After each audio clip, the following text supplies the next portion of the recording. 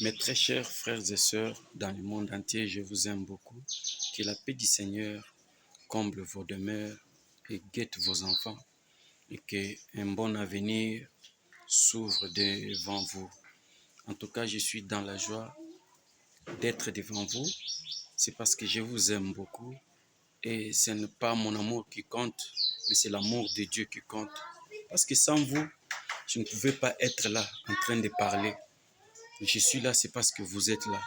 Et la confiance que vous allez donner à l'œuvre de Dieu, c'est ce qui nous permet d'utiliser tous nos petits moyens, nos faibles moyens, pour vous atteindre là où vous êtes. Que Dieu vous comble de joie. Soyez bénis. Je vous ai toujours promis que je n'oublierai jamais, jusqu'à ma mort, de dire seulement que la paix du Seigneur soit avec vous et soyez bénis abondamment et infiniment. Je crois que nous sommes dans la suite de notre thème que nous avons commencé il y a de cela des épisodes. Nous avons parlé du combat. Nous avons divisé ces combats en 4 parties, comme la Bible les montre. Je sais que le combat est bien prêché dans plusieurs dimensions. Ce sont des thèmes très profonds que plusieurs prédicateurs sculptent la profondeur. Mais par ma petite grâce que Dieu m'a accordée, qui n'est qu'une petite grâce que peut-être je ne peux pas aimer, je n'ai pas assez je ne suis pas un bon orateur, mais dis-moi, je veux que cette parole vous atteigne, car Dieu ne parle pas en vain. Il a toujours quelque chose qu'il cible. Même si pas tout le monde, au moins toi. Toi, tu es la part de Dieu. Toi, tu es le territoire de Dieu. Tu es le domaine de Dieu. Tu es même la vie privée de Dieu. Dieu ne peut pas te partager à personne. Tu restes à Dieu et Dieu est jaloux de toi. C'est pourquoi on a parlé du combat spirituel. Le combat spirituel, c'est ça même qui est au centre de notre vie. Nous avons divisé ça en 4 branches. Nous avons le combat, d'abord le bon combat. Comme Paul le dit dans 2 Timothée 4, 7, que j'ai combattu le bon combat et j'ai achevé la course. C'est-à-dire, ce combat, quand nous devenons chrétiens, automatiquement, la vie de la chrétienté, c'est la vie de combat. C'est la vie beurrée du combat. Parce que Christ lui-même, pour sauver ce monde, étant Dieu, il est passé par un combat où il a sacrifié toute sa vie pour récolter des chrétiens que nous sommes. C'est toujours un combat. Dès son enfance, combattu. Il grandit combattu. À sa mort, même son cadavre a eu des combats. À sa résurrection, il y a eu des combats. Donc, jusqu'il est parti, les combats. Et les combats continuent. C'est pourquoi il dira que moi, le bois vert, on me fait comme ça. Combien plus forte raison, vous, le bois sec. Donc, le premier combat, c'est le bon combat. Donc, chaque chrétien doit avoir, c'est un combat psychique, psychologique. En tant que chrétien, c'est le combat qui commence. Aujourd'hui, on nous montre qu'en tant que chrétien, c'est les voitures qui commencent, c'est les avions, c'est des voyages, c'est manger bien. Bien sûr, ça, ce sont nos droits à nous. Mais les temps sont mauvais. Si Jésus-Christ était venu, il était venu pour racheter son peuple qui était perdu dans la gouffre du ténèbre. C'est pour cela, chaque chrétien doit connaître que le bon, il doit aller à faire un bilan et à comprendre sa vie chrétienne comme que ça ne soit pas une surprise. Il y aura beaucoup de choses dans ces premières étapes du bon combat. Veut dire, un chrétien a déjà combattu et il a déjà vaincu. Le deuxième, c'est contre le péché.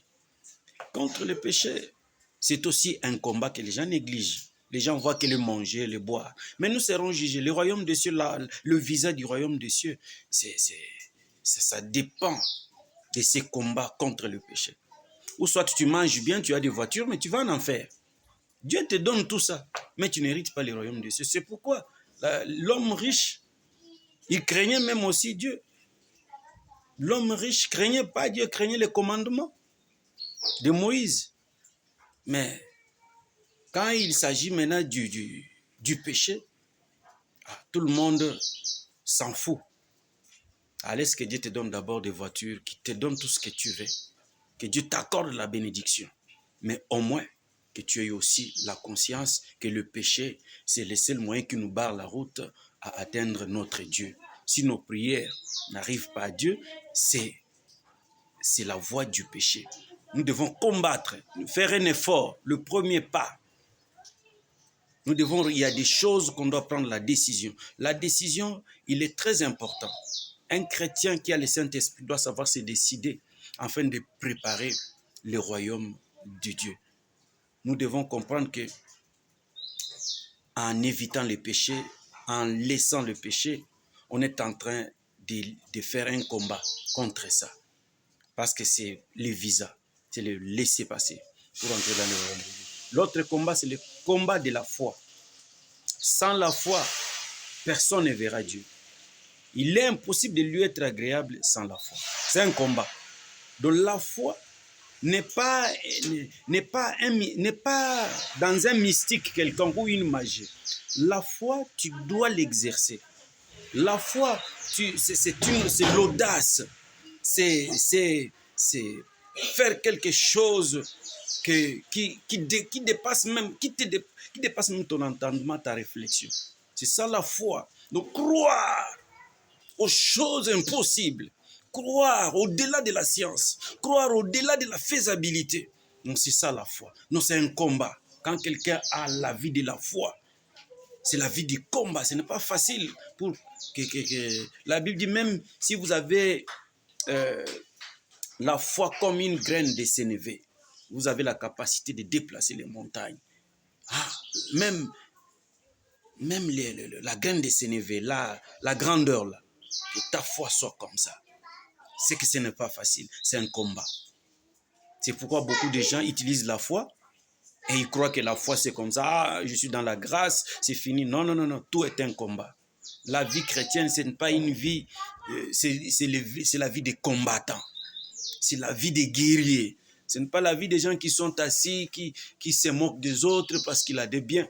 Non, non, ce n'est pas cette vie. Et l'autre combat que nous allons voir ici, c'est le combat spirituel. Ça aussi, ça ne dépasse pas tous les combats. Tous les combats sont au même niveau. Le combat spirituel, comme nous le voyons dans Ephésiens chapitre 6, le verset 10 que nous lisons maintenant.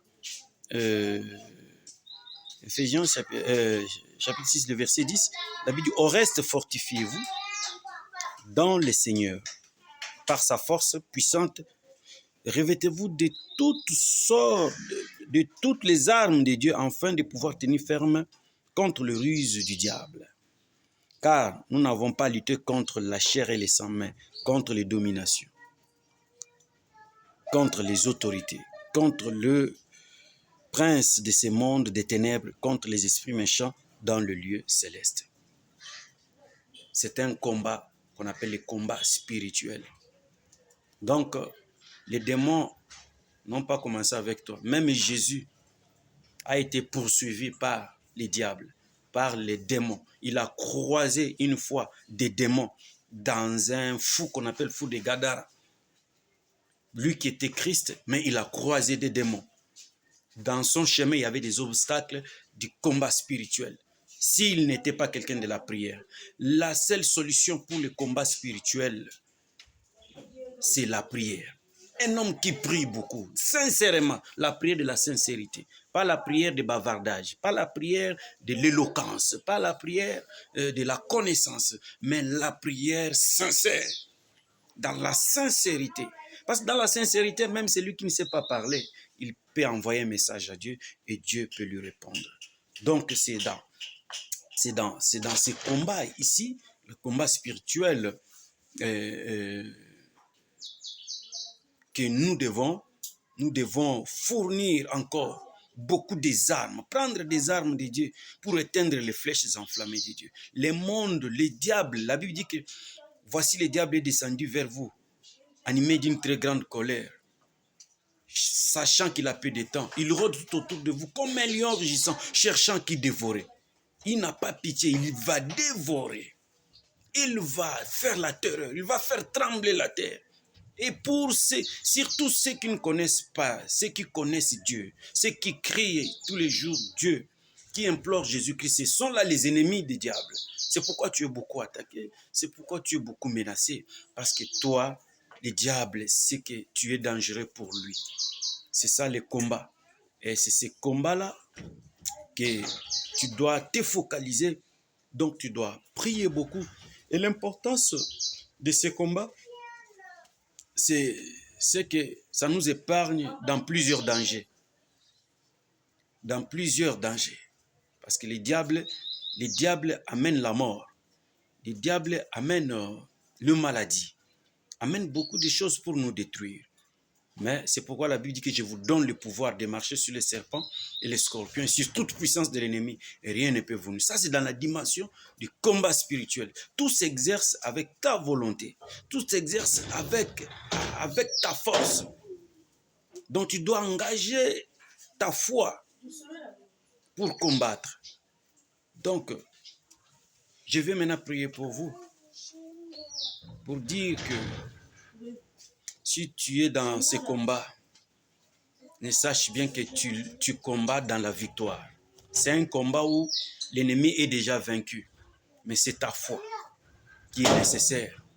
C'est ta foi qui va remporter, qui va te montrer maintenant le fruit de la victoire. Mais c'est un combat. Nous ne combattons pas pour la victoire, mais nous combattons dans la victoire.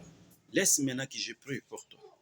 Si ce combat te paraît lourd, laisse que le Seigneur allège ce combat. Que toutes les mines, les tentations, tous les pièges que l'ennemi avait posés par-ci, par-là, pour détruire ta famille, pour détruire ton foyer, pour détruire ton travail, je le brise au nom tout-puissant de Jésus-Christ. Au nom tout-puissant de Jésus-Christ. S'il y avait une maladie qui t'attend dans l'avenir, quand tu auras 50 ans, 60 ans, des maladies incurables, les pieds qui gonflent, les rhumatismes, le cancer, quoi que ce soit, d'ici là, il y a des maladies que le diable, il y a un avenir malheureux que le diable avait déjà préparé. Parce qu'il n'y a que Dieu qui prépare un avenir de bonheur. Alors nous allons chasser toutes les ténèbres de l'avenir. Au nom tout-puissant de Jésus-Christ, je les renvoie dans le lieu arrêté. Recevez la joie, recevez la paix, recevez le bonheur. Que le Tout-Puissant soit avec vous. C'est là dans le nom de Jésus-Christ que j'ai ainsi prié. Amen.